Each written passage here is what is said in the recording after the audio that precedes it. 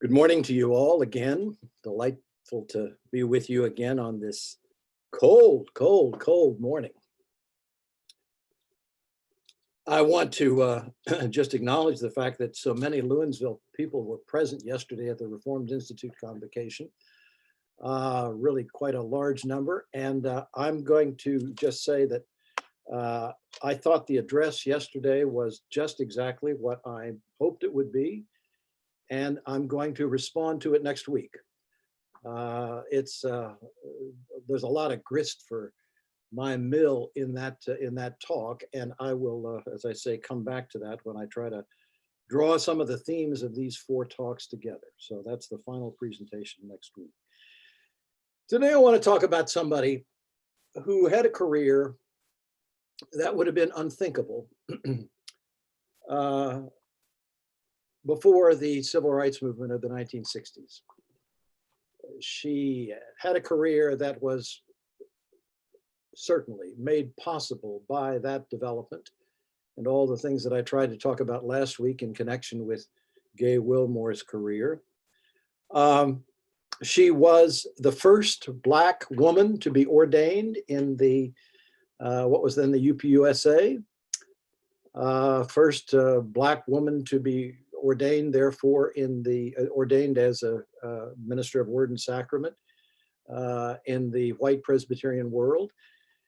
But not only that, but she became a distinguished theologian, theological ethicist specifically, and spent her career teaching in various white seminaries, and ultimately wound up at the very institution that Brian Blunt now heads, a Union Presbyterian Theological Seminary in Richmond, where she had a quite distinguished career as the proponent of something that I will be talking about later in this presentation, Womanist theology. She was one of the first proponents of what came to be known as Womanist theology.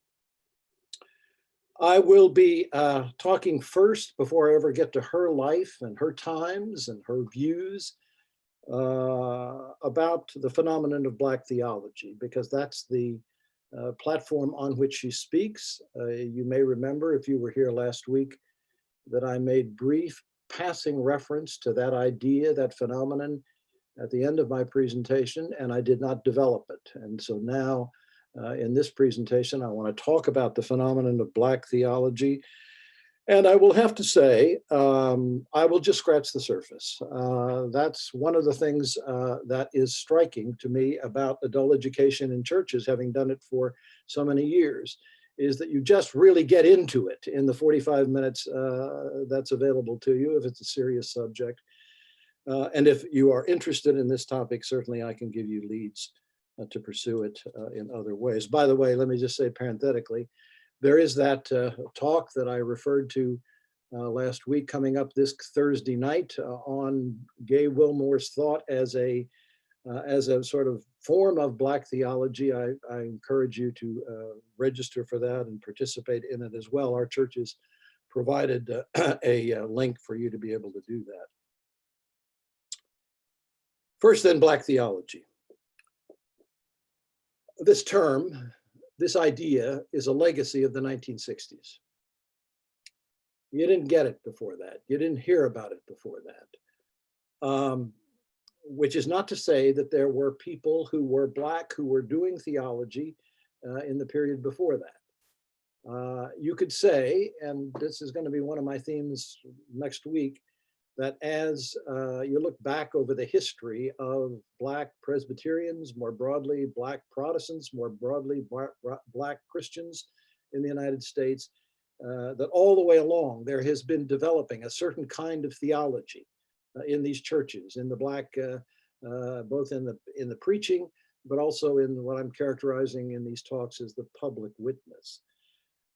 But it did not penetrate very much into theological discourse in the strict sense, theological seminary discourse, where of course so much of the formation of the theology, which is the foundation of our church life, occurs. And partly that was partly because there were so few people in the Black community who had any chance of doing the kind of thing which would qualify as points of entry into the seminary discourse. I'm just going to note the fact that there are a whole series of people who could be listed. Some of them I've already talked about in this series as antecedents to Black theology in the strict sense. I want to mention one that is worth noting because he had such a profound influence on, it appears, on the thought of Martin Luther King Jr. And that is a man called Howard Thurman, who is the author of a book that really, I think, still warrants reading because you can see the anticipation of so much of King in his work.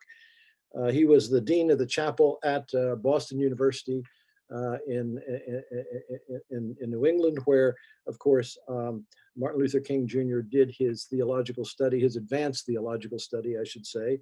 Title of the book is Jesus and the Disinherited. I happen to know it's a favorite of Scott Ramsey, and I commend it to you. It's a very readable book, but it clearly is the articulation of some of the themes that eventually emerge in Black theology. But Black theology strictly does not emerge until the late 1960s. At least people don't call themselves speak of themselves in that way. But it happens, and it happens not coincidentally in close proximity to the talk about Black power and the movements for Black power, both outside the church and within the church, as I discussed last week in connection with Gay Wilmore. And the person who more than any other symbolizes this development is a man called James Cone, C-O-N-E. I characterized him last time mistakenly as a Baptist. He is a product of the Black Methodist world, the AME Church. Grew up in the AME Church, went to, and then he went on to Methodist schools all the way along. And graduated from Northwestern, a historically Methodist institution where he did his doctoral work. Taught at a small Methodist college in Michigan called Alma College, and there wrote the book which he wrote there, not where he later wound up, which was Union Theological Seminary in New York. Many of you will know that, will recognize that as the platform from which Reinhold Niebuhr, Paul Tillich, for a time Dietrich Bonhoeffer did their work. He eventually wound up there in the early 1970s, but that was really on the basis of this, the importance of this book, which, by the way, had a profound effect not just on Protestant theology, but Roman Catholic theology as well in the time. The title of the book is A Black Theology of Liberation. It's a polemical book. To some extent, it is an angry book. It's not easy reading if you're a white person, but I commend it to you. I think it's a very important thing to, and by the way, it's very accessible. It's not a technical book at all. It's a very popular book in a certain sense, but it's the path-breaking book, the book which started the conversation, which developed the whole movement, which still to this day is developing. And the thing that above all characterized Black theology in his carrying out of this project, his definition of this project was as follows. Black theology is theology not just which is done by Blacks, but which is done self-consciously from the perspective of Blacks. Let me say that again, from the perspective of Blacks, especially American Blacks. This was very much his book was an American book, which I might add very quickly resonated throughout the world. There was all kinds of, especially in places where there were tensions about issues of power, of color, in Britain and certain places on the continent, of course, in Africa as well. It was a book written out of that kind of historical experience. He said, "I am writing from the point of view of the historic Black church, and I'm trying to articulate in this book the outlook of the Black community, or what I think is the best of the outlook of the Black community." And by the way, occasionally he would concede. I don't think he conceded enough. but he would concede there's more than one point of view in the Black community. He would generalize, oftentimes very broadly, but he got away with that in part because I think he spoke the kind of thing which you have been hearing from me in the discussion of Henry Highland Garnett and Gay Wilmore and others. It just, especially if you've got that background, it resonates. Above all, he says, what I'm in this work is that I'm trying to articulate the Black understanding of the gospel, the Black understanding of the gospel out of our particular historic experience. Very important question. To whom was this book addressed? And of course, you need to read about 3 pages to figure it out. But let me stress the sort of the twofold audience that he's addressing. Of course, he was addressing the Black community. Black theology was intended in part as a resource for the Black church in particular, but more broadly, the Black community.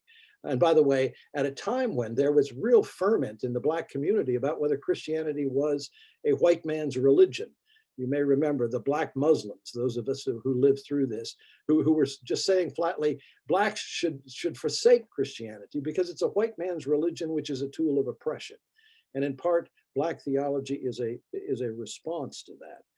So he's responding to the to the needs of the Black community, but at the same time, he is also addressing the wider church. This is a book in very obvious ways addressed to the white community, and he characterizes it as a contribution to the wider Christian discourse about the meaning of our faith. Let me say that again, the wider Christian discourse about the meaning of our faith. So somebody, let's say, who's white at a suburban Virginia congregation could easily learn something from this book that's relevant to his or her own understanding of the faith.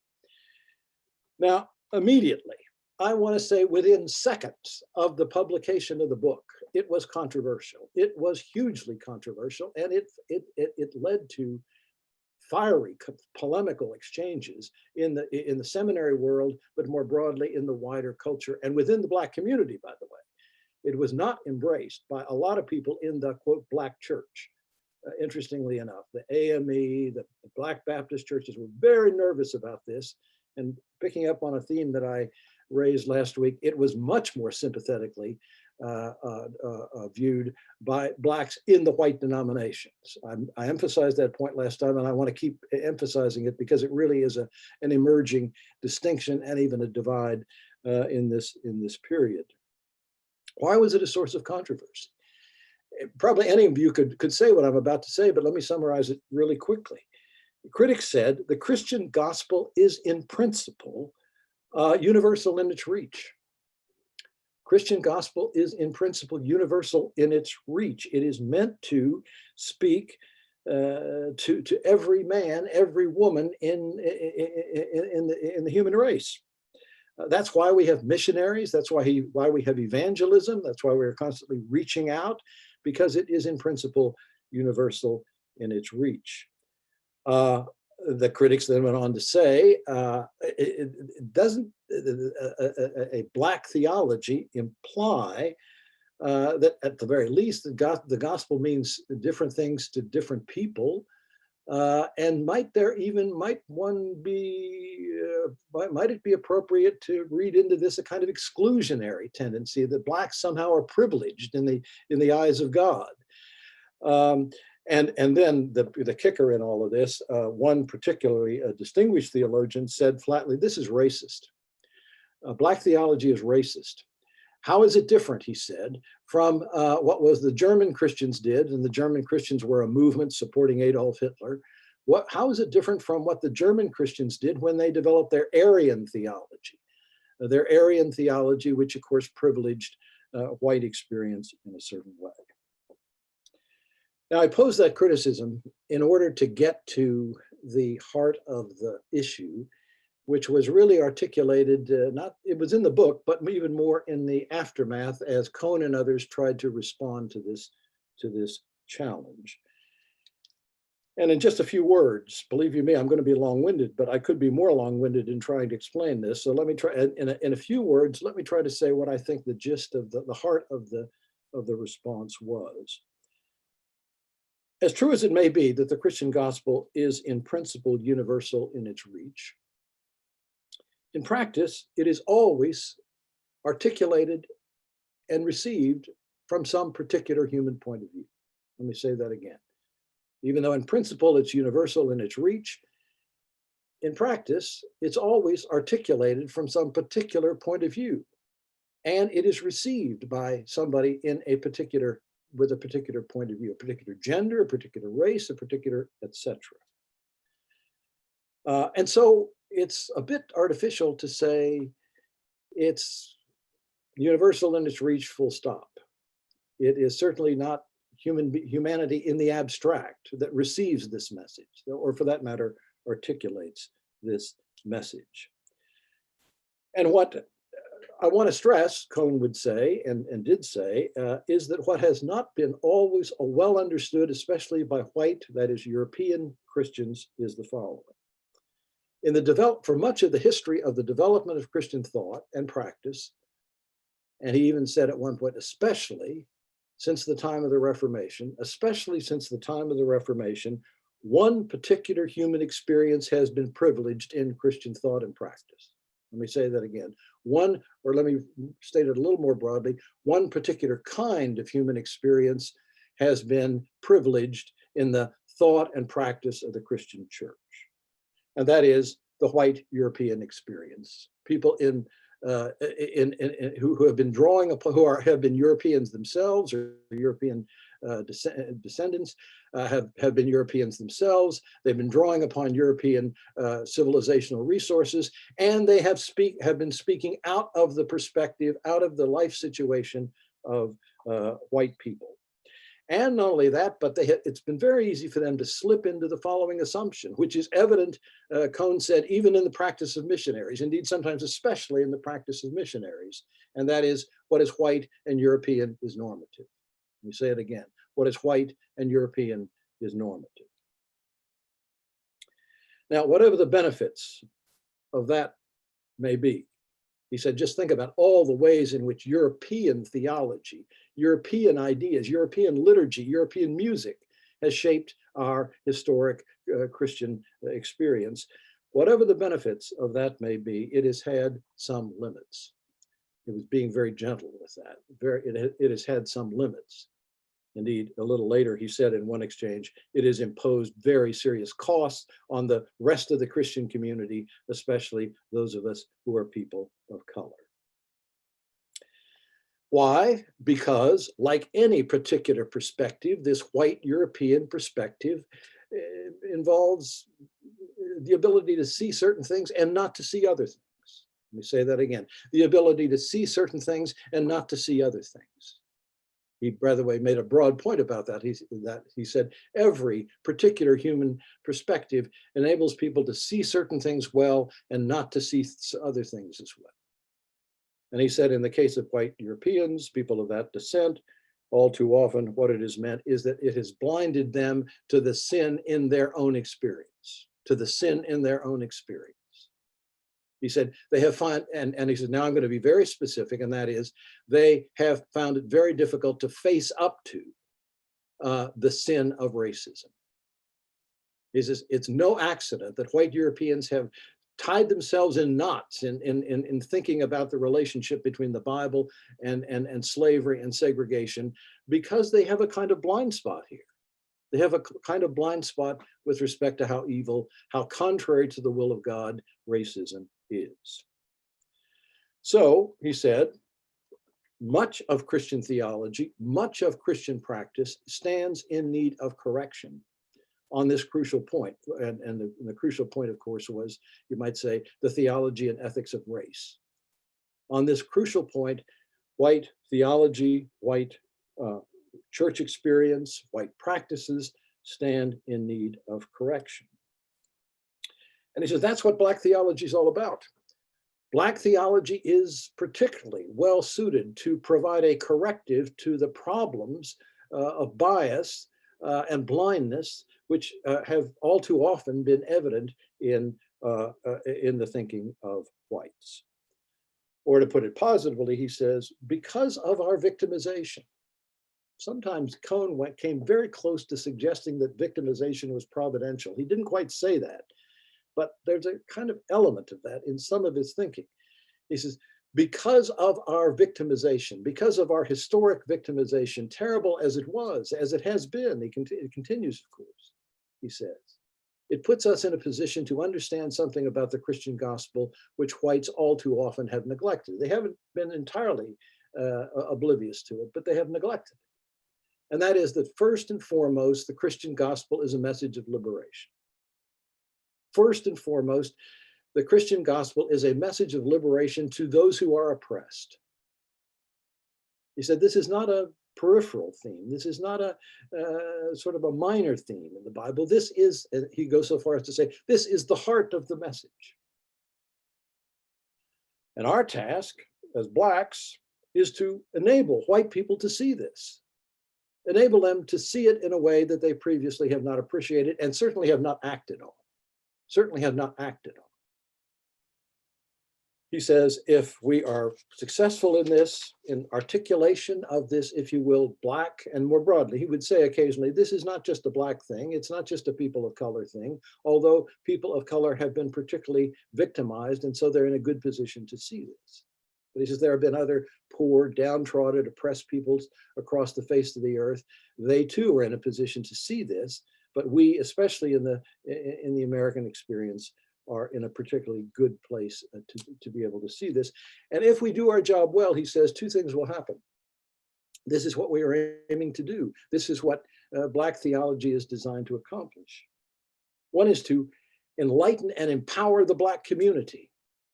He says, all along in the Black world, we have been seeing this. We have been articulating. This message. But even in the Black community, it has not been appreciated as well as it could be. So part of this is to enlighten, and then the key word, empower the Black community, to empower the Black community. And you may recall last time when I was discussing Black power, I emphasized the importance of that movement in the thinking of that movement for the enabling of the Black community to be involved in the shaping of power in our society and others. But the other thing he said, if we do our job at all well, it will provoke, it will make possible new awareness and repentance in the white community. Let me say that again, new awareness and repentance in the white community. At one point he says, all too often I hear white people talk about this in a way that doesn't seem to involve any sense of repentance. He says, the beginning of any proper biblical response to a serious sin is repentance. And he says, hopefully Black theology will open the eyes of the white community in a way that there will be repentance. Boy, did this strike a chord for some people, not everybody. Some people just got angry about it. Their teeth were on edge, to put it mildly. I've used that heavy word out of the polemics about this, racist. He was accused of being a racist. But for many people, this struck a real note. It seemed to resonate, especially, and I might add, not just among people of color. I was a theological student at the time, and I remember in the divinity school where I studied, there was a kind of buzz about this because lots of people were drawn to this in a way that was very sympathetic. And the interesting thing about it, there are lots of, especially in the academy, but not just the academy, there are fads. Things come and go. What is really hot today is cool tomorrow. It takes about 30 seconds. But there are some things which endure. And I must say, at the time, I remember one of my professors saying, this is a fad. I thought to myself, no, I don't think so. I don't think, and I was right and he was wrong. Because why? It has endured. It has endured, and it turned into something which was really a worldwide movement. And of course, in part, it was a worldwide movement because of the active promotion of these ideas in, among other places, the World Council of Churches. I told you last time that once this book was published, Gay Wilmore and James Cone became fast friends, wrote a lot together, published a lot together. So a whole movement developed out of this. And by the way, it was really truly international. It resonated particularly in Southern Africa. And a lot of these themes were picked up by the people who wrote the Belhar Declaration and people who were very, very active in the World Alliance of Reformed Churches, where eventually, by the way, apartheid was declared a heresy.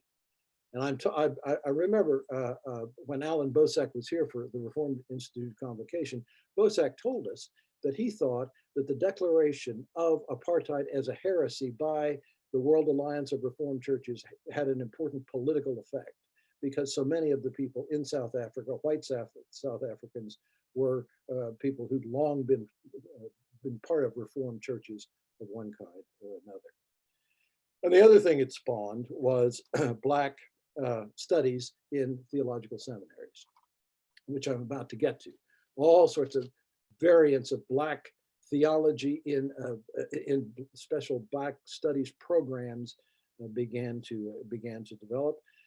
And it has a very important consequence. I'm glad Jack Calhoun is here, because Jack was pressing me several weeks ago on, well, what about the impact on the theological seminaries? It took a long time, but finally it happened, Jack. It took a long time, but finally it happened. And what comes out of this in particular is an urgent sense on the part of theological seminaries to include Blacks in the faculty. Prior to this, there was very little presence of Blacks on the faculties of theological seminaries. And the very fact that somebody like Brian Plunt can finally rise to this position of leadership in the church is, I think, a kind of consequence of what the things I'm talking about here. It took decades, but even in the 80s and 90s of the last century, it was unfolding. And that brings me to Katie Cannon, who's a marvelous illustration of the sort of fallout from this development. I want to suggest to you that all the way along in her work, Katie Cannon characterized herself as a Black liberation theologian. And by the way, these two themes, liberation and Black theology, are intertwined in the development of the constant theme of liberation. They're intertwined. Katie Cannon thought of herself as a Black liberation theologian and an ethicist, who was particularly focused on the concerns of women, and I'll get to that in just a moment. She was a product of a Black Presbyterian congregation in a town called Kannapolis, North Carolina. Kannapolis, North Carolina. I don't know that town terribly well, but my understanding is it's not far from Charlotte. You Carolina people, is that correct? Not far from Charlotte.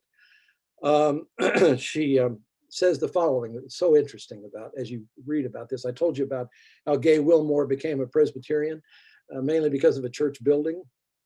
Remember that story from last week? Here's another story. She says, I grew up in a staunch Presbyterian family.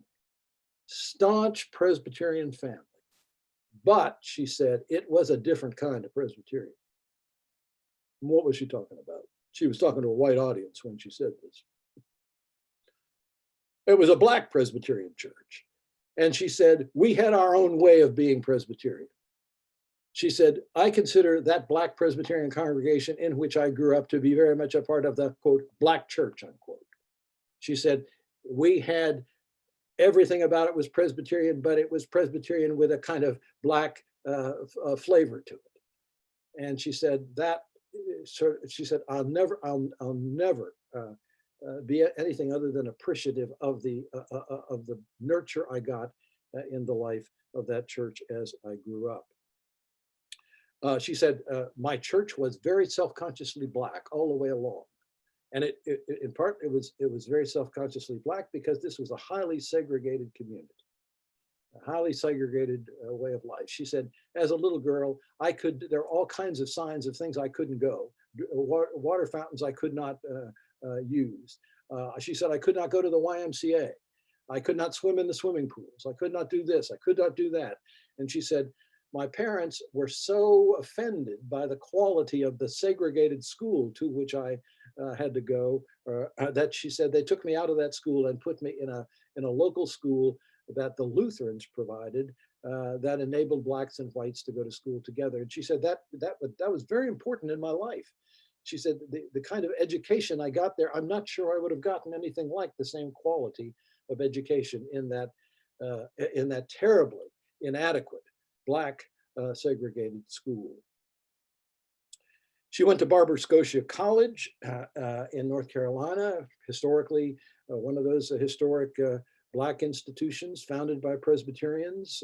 Talked about that in previous weeks in different. By the way, I'm sure all of you grasp that if the Presbyterians can be credited with any real positive contribution to the sort of long history of Black development, it is education. This constant emphasis on education, going all the way back to the time of the Reconstruction era. Attention to education, even among people who were, in my reading, kind of racist in their outlook. They did contribute at least something to the advancement of Blacks in the direction of literacy. And by the way, in the Black community, they are known for that. They are known, these Presbyterians really are the people who, above all, emphasized and cultivated educational opportunity for us. She graduated from Barber Scotia College in 1971.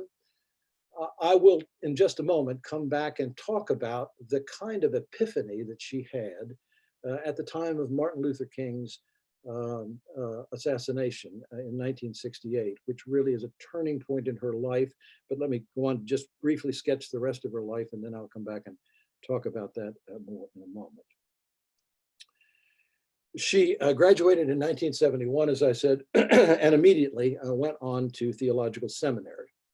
She said, it was clear in my mind in the years after King's death that I was called to the ministry. She said, at the time that I did that, made that turn, she said, I was not confident at all that I could be or would be ordained. Keep in mind, that's a kind of aspirational thing. She was ordained in the mid-1970s. But she said, because I was Black and because I was a woman, it was uncertain to me whether that would be the path. But she said, I definitely wanted to go to seminary. And she went to the Interdenominational Theological Center in Atlanta. Or, by the way, that's a consortium, an ecumenical consortium of seminaries, one of which is Johnson C. Smith, a historically Black university, and with the seminary. She graduated from the Interdenominational Theological Center in Atlanta in 1974 with an MDiv. And shortly thereafter, she was ordained. The first Black, as I said earlier, the first Black woman to be ordained to the ministry of Word and Sacrament in the history of American Presbyterianism. Immediately after that, she did work. The old term was missionary. The more up-to-date word, the more PC term, you might say, that was adopted for people who were sent abroad was fraternal worker. And she did work in a couple of African countries. She said that was a very good experience for me. Going abroad, going to Africa, she said, I encountered a lot of things which I now count as kind of cultural roots, and enabled me to experience the Christian world in a wider and more comprehensive way. But also in that period, she came to feel that she had a calling to some sort of work in theology. And she applied to and was accepted to graduate work at Union Theological Seminary in New York. Now, keep in mind where that is. James Cone has gone there. James Cone has gone there just a few years before she arrived, just a couple of years before she arrives.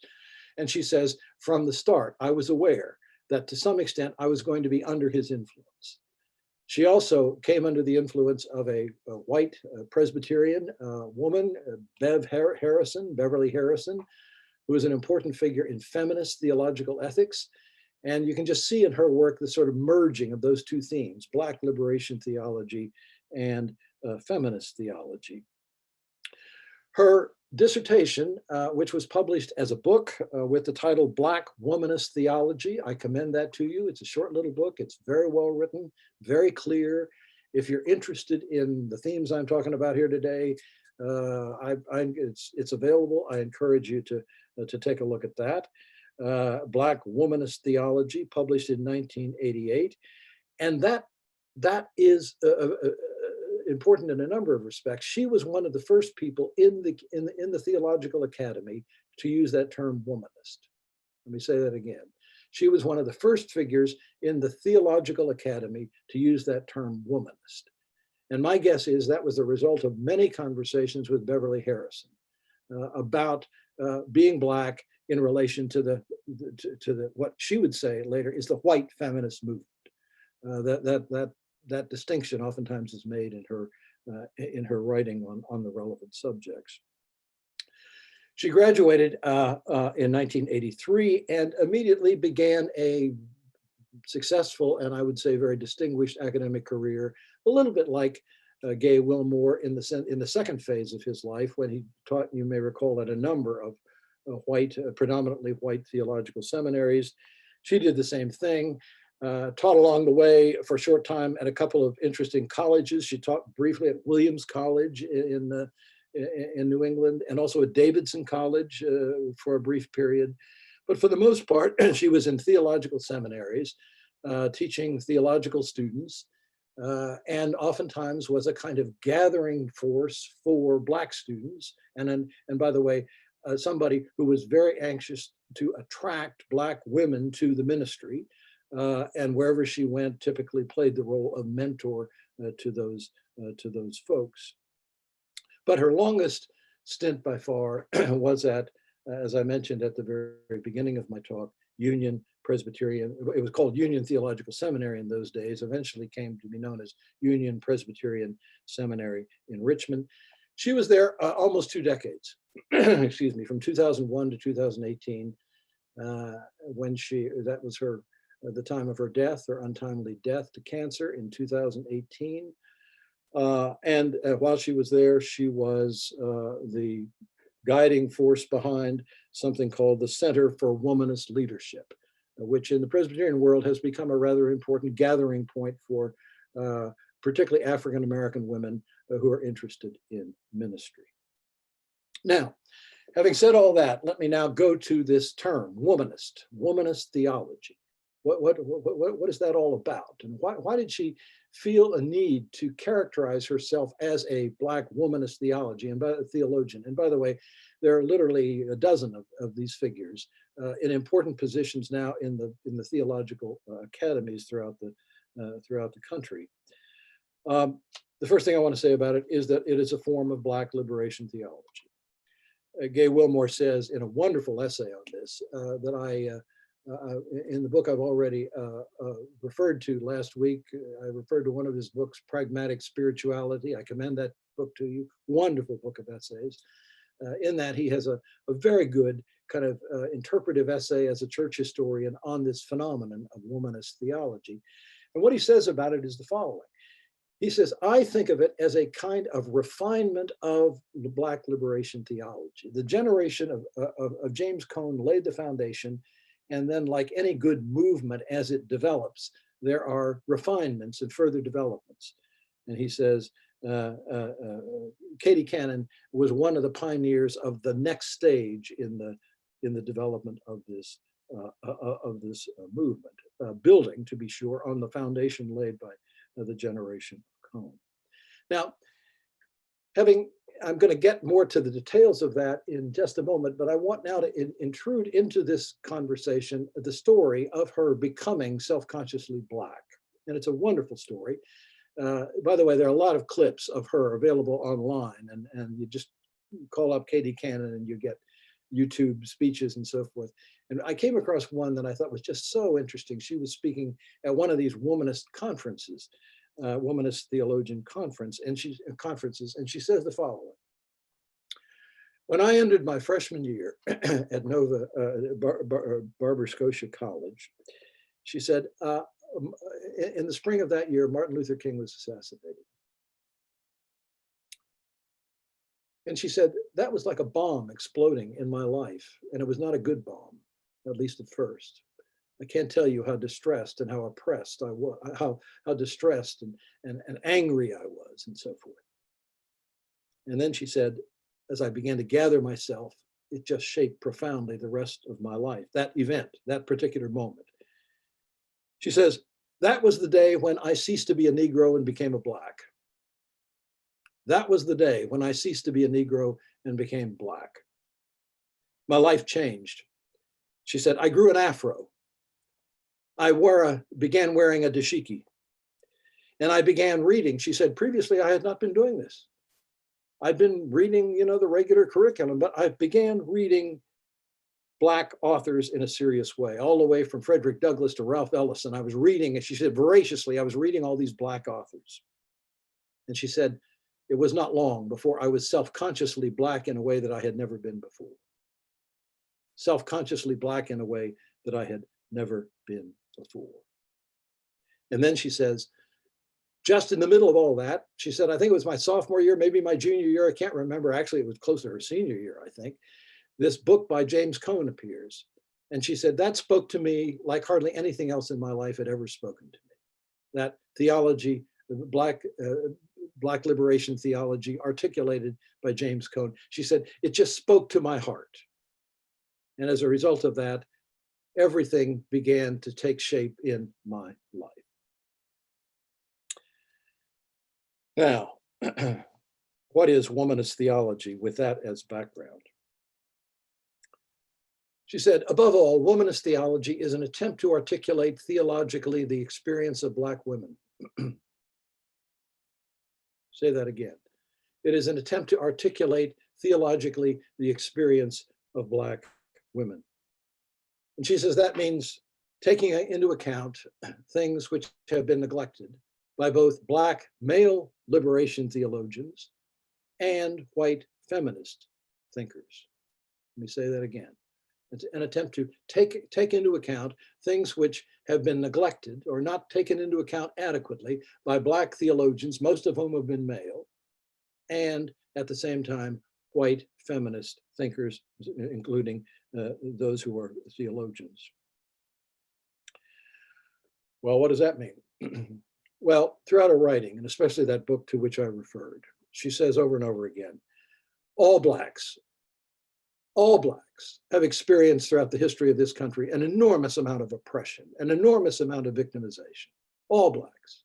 She said, that's our story. That's our common experience. But she says, women in particular have experienced a distinctive kind of oppression. In every aspect of their lives, not least sexuality, they have experienced a distinctive kind of oppression. And as a result, they have a different kind of experience, a different kind of outlook, somewhat different, not totally different than Black males. The starting point of all of our thinking in this matter, she says, as a womanist theologian, starting point of all of our thinking is something which we Blacks coming out of the Black church have always assumed. And she said, if we didn't assume this, we would have despaired. And the assumption is this: there is a just God who is on the side of the oppressed. And she says, in his own time, he will bring us liberation. There is a just God on the side of the oppressed who in his time will bring us relief from that oppression. That's the message of liberation, she said. And that's what's kept all of us going. If we didn't have that, well, the logical, appropriate response to our situation would be despair, cynicism, you name it. Anything on the dark side of human emotions. But having said that, and here I'm paraphrasing, of course, but having said that, she says, it also has to be recognized that life is complicated. Complicated in many ways, but in particular, a couple that are worth noting. There are a lot of places in the Bible where God does not seem to act as an emancipator. There are a lot of places in the Bible where God does, yes, there are wonderful places where, starting with the Exodus story, where God seems to be acting as the emancipator. God intervening in history, emancipating, liberating, it's wonderful, but that's not the whole picture. There are times when, frankly, the people of God despair. They feel lost. They feel neglected. And they wonder, why are they in that position? In that situation, that kind of situation, she says, the challenge to subject people is simply to cope. Let me say that again. The challenge to subject people is simply to cope. Let me just say parenthetically, I hope those of you who are here, were here a few weeks ago, will remember Henry Highland Garnett saying, submission is sin. Submission is sin. This is a different message emerging here. This is an interesting kind of, not opposition, but alternative to that. And I think it is, to some extent, it rings true to say it is rooted in the experience of Black women for the following reason. She says, Black women have had primary responsibility all along, oftentimes under terrible circumstances, for children and families. Black women all along have had responsibility for caring for just maintaining children and families. She says, so often they have been in a position of having to care and protect for their children and more broadly their families, and that has made it difficult for them sometimes to rebel, made it difficult for them sometimes to just push back. It's been dangerous for them to push back, difficult for them to push back. So their challenge has been, under very difficult circumstances, to be able to maintain their own dignity and sanity in a world of enormous oppression. Their own dignity and their own sanity in a world, and then she says a key phrase, something that and she says, this says this very carefully, but she criticizes white feminist thinking for being sometimes too quick to assume agency, too quick to assume that you're in control, that you can do what you need to do. She says, there clearly have been, especially in the experience of Black women, situations where they were not in control, and it would be very difficult for them to be in control.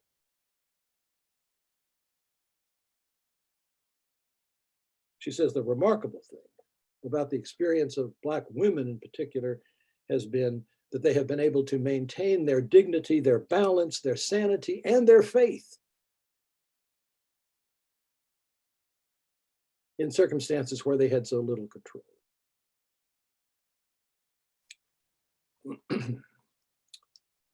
Now, I'm tempted to go on and on about that, but I'm going to stop except to say one or two final things. That's, by the way, what I've articulated here is the core of Katie Cannon's womanist theological ethics. That life is complicated. Sometimes it is appropriate and it's the right thing to do to stand up and push back and to assume that submission is sin. And there are other circumstances where that's not so easy. And you look for the grace to enable you simply to protect those you love under conditions of oppression. That too, she says, is a morally responsible thing to do. Now, an interesting question arises here, and here I'm going to be wonky. I'm going to be the academic for a moment. Kathy Saunders, in particular, will appreciate the question I'm about to pose. If you're talking about the experience of Black women, and the experience of Black women over centuries, and the experience of Black women in particular under conditions of slavery, somebody might say, how do you know, Katie Cannon? How do you know about their experience? How do you really know what they thought? How do you know what they felt? And she says, well, in a strict sense, I don't. But she says, in speaking about this, I draw upon, first of all, the oral traditions of the Black church, which she says I have grew up in.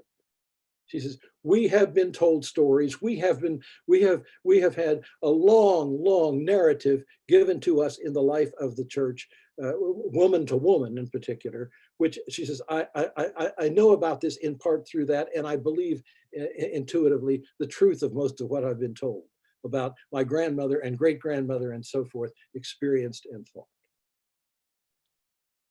But she says, in addition to that, there are a few Black women who are articulate voices coming from that period. And she stresses the fact that the farther you go back in this history, the harder it is for women in particular to be articulate voices. There are a lot more Black male voices, and I've talked about them in this series of talks. Fewer female voices. But in addition to that, she says the following. She says, I really have become convinced that one of the great resources for understanding the life experience of oppressed people is fiction. And she said, in particular, the fiction which is beginning to develop, she says, and keep in mind, this is prior to a kind of renaissance in writing by Black women about this experience of oppression. She says, my conviction is that as this Black experience passed down through the generations in oral tradition is articulated more and more in fiction, it will enable us to understand and appreciate it even more fully. She actually wrote in her dissertation a whole section on the work of a Black female author writing about the Black experience, Zora Neal Hurston. You know her, Kathy?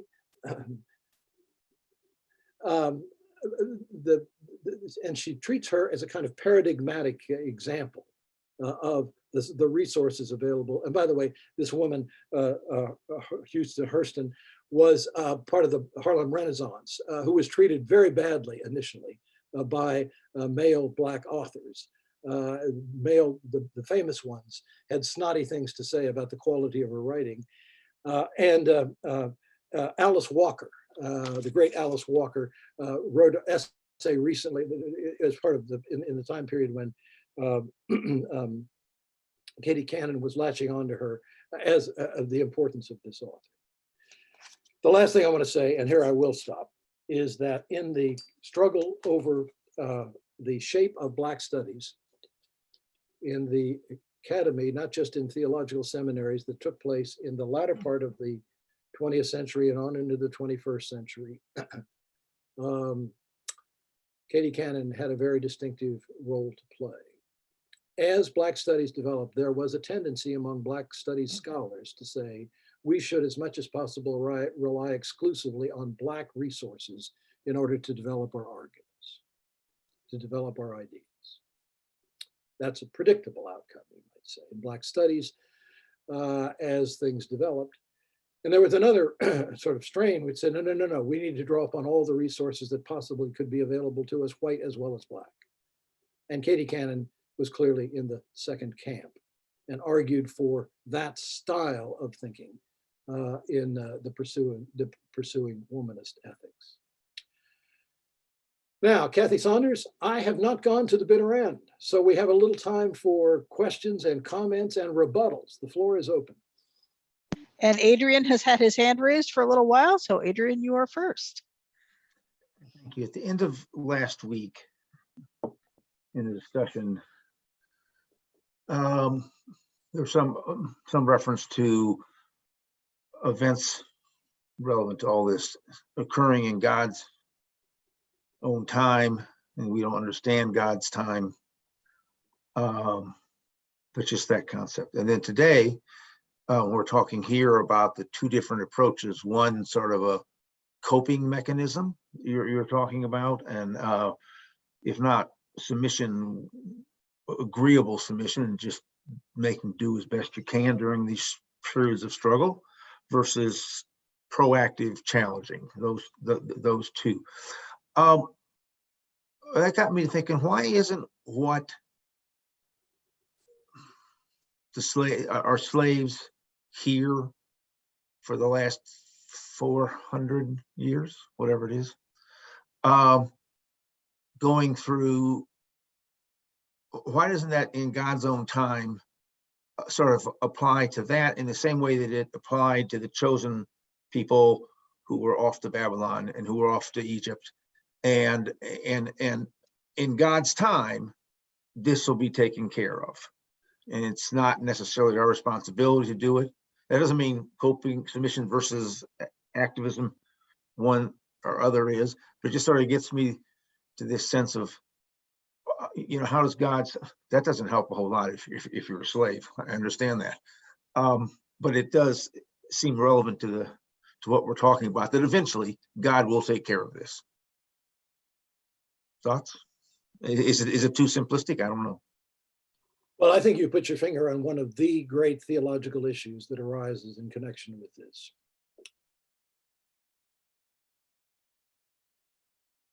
I think it is a mystery that on the whole, the Black community has remained so steadfastly committed to the Christian faith in this country. When there are all kinds of reasons why that they would have abandoned that faith, that is practical reasons. So, Adrian, I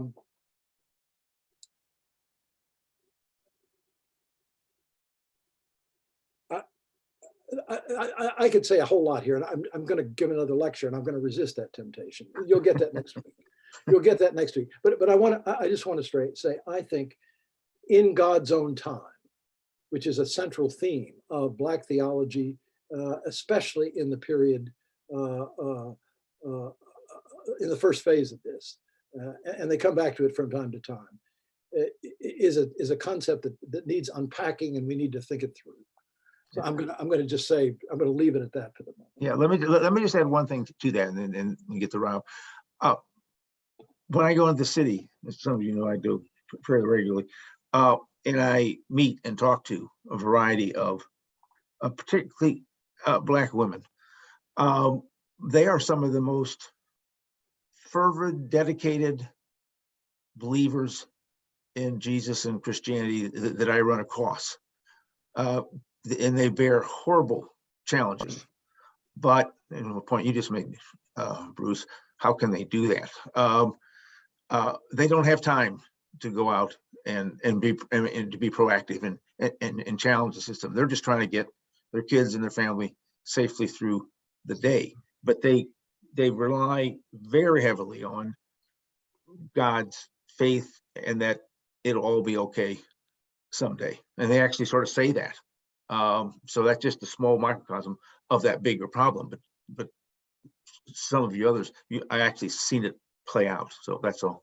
Let me just add one other thing here. I want to stress this is such a central issue to this whole topic, and I'm going to work hard to say something sensible about it next week.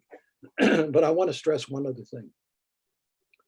Gay Wilmore, in his work as a church historian, was very uneasy about the thought that the Christian religion functions simply as consolation in a time of little agency for the Black community.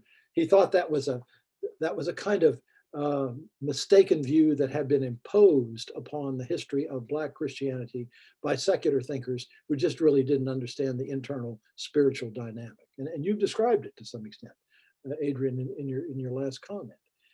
His insistence was that for the most part, even in those cases where there was just coping, there was something more going on. The coping itself was a kind of resistance, and it was always coping with the hope and expectation that something else was going to come. And so yes. And for that, that's the reason why he interprets the whole Black experience, or most of the Black experience in the church in particular, as some form or another of resistance. It was not just complicity. It was resistance in whatever way was humanly possible. And I've been searching, and I can't find it, of some locus on the web or someplace where there might be a place where Gay Wilmore and Katie Cannon had an exchange about this, and because it seems to me it's an obvious issue that arises out of her position on this matter and his position. And we have a question from Rob, and then I think we'll wind up.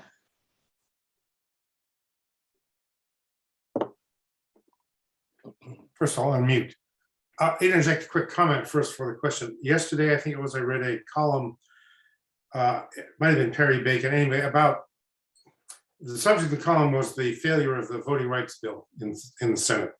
And in the column, he quoted a Black woman, I want to say Gwen Eiffel, but I'm not 100% sure it was her, basically said, throughout our history, the one thing the Black community has never done is say, okay, let's give up that. So it speaks a little bit to your comment there. My question is about Cohn. He wrote his dissertation on Karl Barth, and when he was first teaching, he said he was struck a little bit like the bomb you mentioned for Kate Cannon.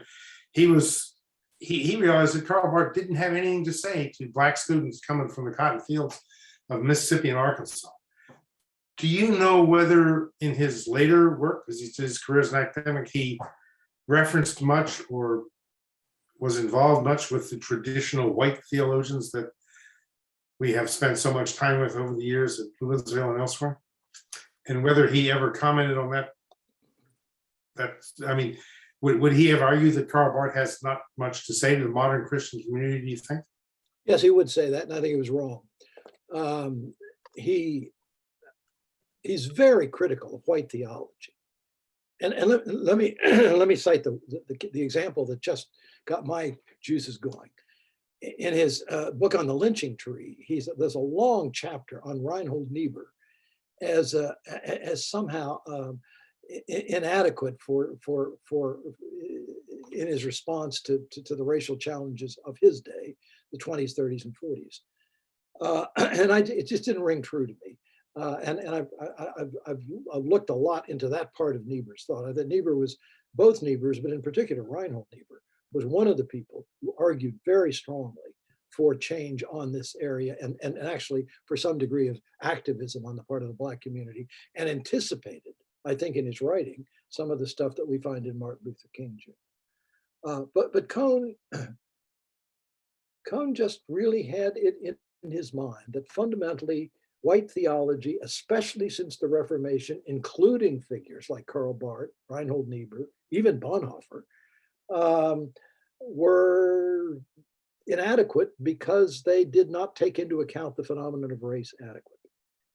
And let me say that is a recurring theme today.